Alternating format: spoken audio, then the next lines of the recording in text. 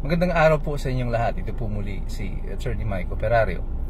Alam niyo ba na pag mahina ang isang pangulo, this becomes a dangerous time for any republic. Matatandaan niyo noon, matapos ang eleksyon, sinabi ko sa inyo na kapag humina ang ating pangulo, siya ay magiging lame duck president na. And usually, it happens on the final year of his presidency.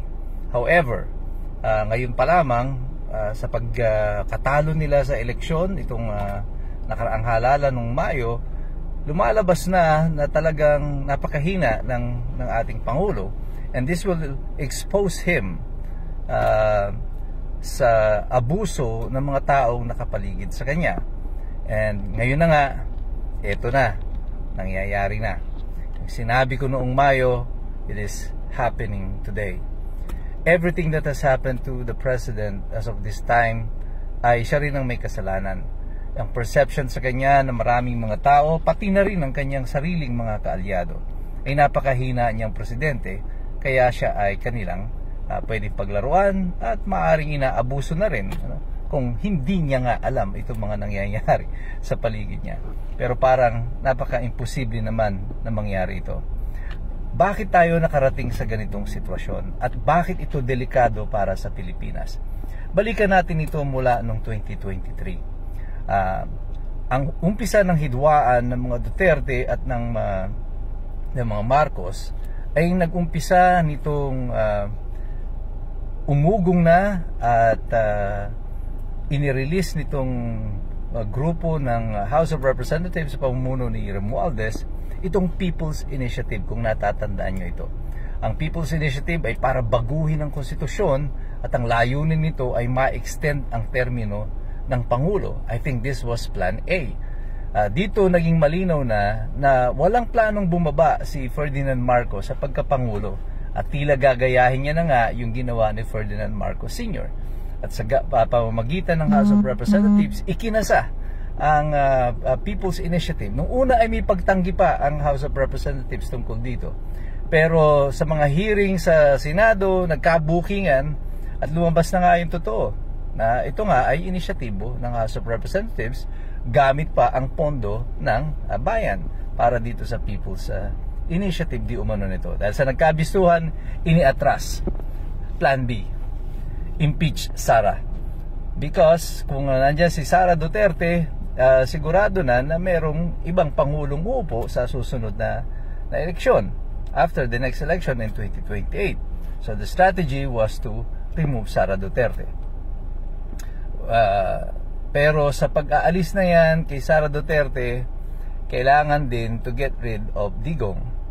So Digong was also sacrificed para nga makumpleto itong impeachment process na ito. But then again, it failed.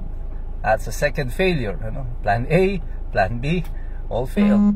At nagamit pa itong sitwasyon ni Digong, I think, sa aking opinion, ay naging distraction ito doon sa mga naging issue tungkol kay First Lady Liza Araneta dahil doon sa pagkamatay ni Paulo Tantoco.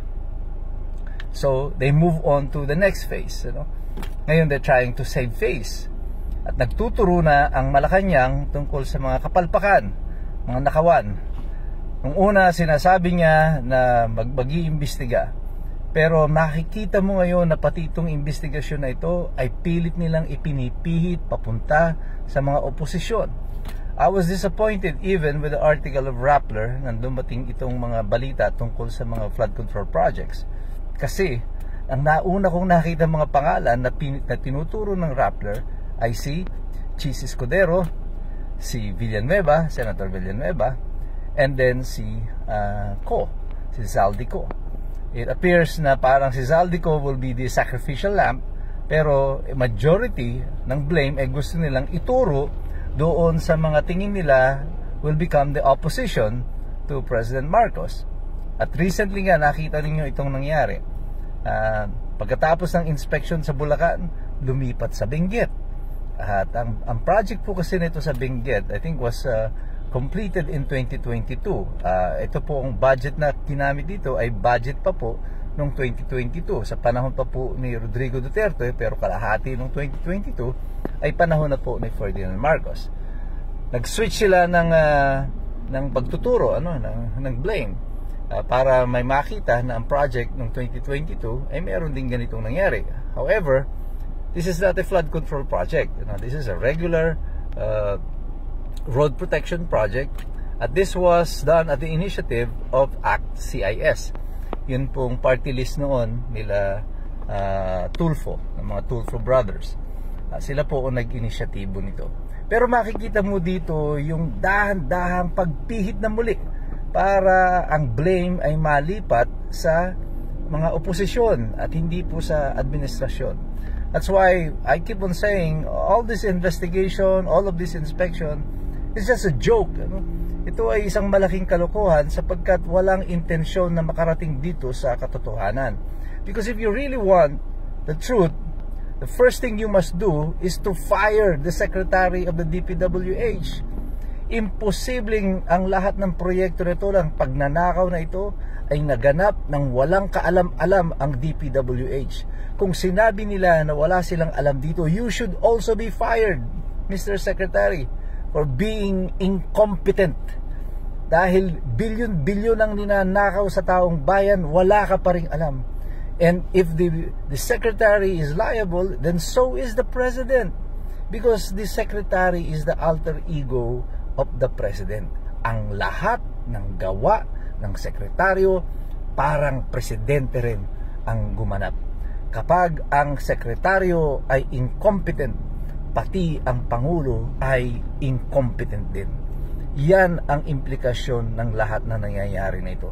Paano natin seryosohin ang isang investigasyon na ang nag-iimbestiga na inutusan ng Pangulo ay yung ding Secretary of DPWH para imbestigahan yung mga sarili nila?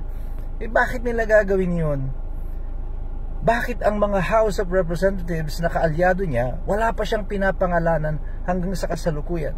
Why is still Romualdez the Speaker of the House? Remember, prior to Bongbong Marcos becoming President, bago siya naging Pangulo, hindi naman po powerhouse dito sa House of Representatives si Romualdez. He's a nobody in the House of Representatives. Kaya lang siya naging House Speaker, it's because of Ferdinand Marcos Jr.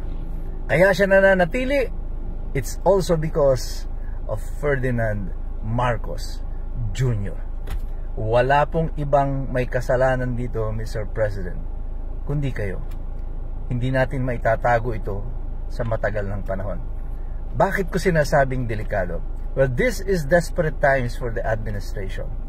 And ang natitira na lamang pong alternatibo dito, in order for them to assure that the President will stay in office, are two things. Number one, if Sara Duterte will be eliminated, either by impeachment or by any other means. Number two, if there will be war, magkakaroon ng digmaan. And I don't like the picture of what is happening in Mindanao right now. Ina-agitate ang MILF to a rebellion, to rush to arms again. We are agitating the Chinese, and goading them to an armed confrontation, kahit na sinabi na ng Amerika na nangako ang China na hindi sila makikigera, makikidigma sa Taiwan sa panahon na ito. Something is really wrong here, and something is not right, and something smells fishy. Kaya tayo pong lahat, mga kapatid, patuloy tayong manalangin na ang ambisyon ng marami na manatili sa kapangyarihan ay hindi makaapekto sa atin bilang isang bansa. Hindi po China, hindi Amerika, hindi NPA, hindi MILF ang pinakamalaking banta sa atin sa kasalukuyan. Ang pinakamalaking banta sa atin sa kasalukuyan, itong walang habas na korupsyon, pagnanakaw, ang pagkagahaman sa kapangyarihan ng iilan. Pero tayong lahat dapat makilahok dito, sumali tayo dito. Tayo ay mag-aral, mag-participate, sapagkat mahirap makialam ang taong walang alam. God bless you, God bless us all. Mabuhay ang Republika ng Pilipinas.